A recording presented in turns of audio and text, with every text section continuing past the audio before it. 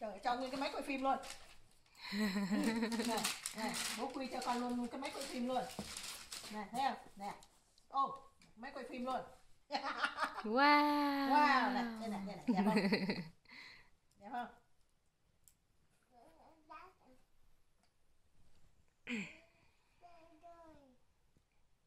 Đẹp không? Bữa trước mẹ cho ăn tiền cái như vậy mà bây giờ nó bị hư rồi sao? Máy quay phim á. Phải lấy dao đặt cho nó dán bằng keo.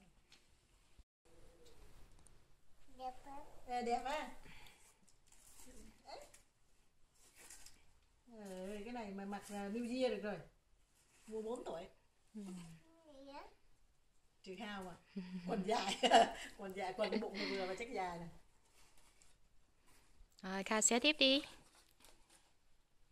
Cái đó không xé nha con. Xé nó lại xé bây giờ. Thiệt.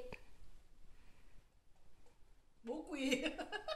Bố quy thì béo hỏi mà đó. Áo đẹp á. Cái này đẹp không? Không đẹp à? Cái này nha. Cái này không? Có xé này không? Rồi xé đi, Kha xé đi. Trời ơi. Rác bỏ rác vào đây, rác không? Này. Rồi.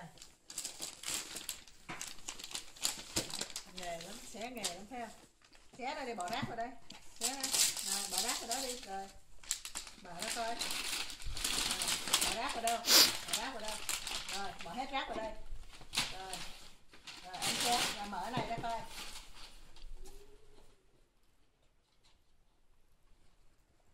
Mở được không? Nè. Đó, mở ra. Rồi, mở ra coi.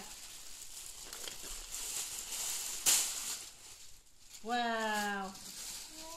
Wow. Bác còn tính này cái giá sale nữa chứ. Sale rồi mà cũng còn 30 đồng nữa con. Thấy không? Một cái áo lạnh. Một cái Cái sơ mi hả? Trời ơi, thọt vô luôn. Ôi ôi.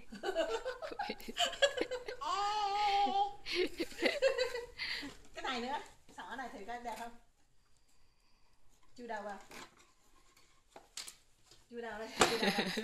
Đó. Chừng dính này ra. Đó, của cô Phương. À. Đây mợ Ngọc nè. Mở của Ngọc kìa, mở đi kìa. Ngọc kìa. Tự anh xé nha.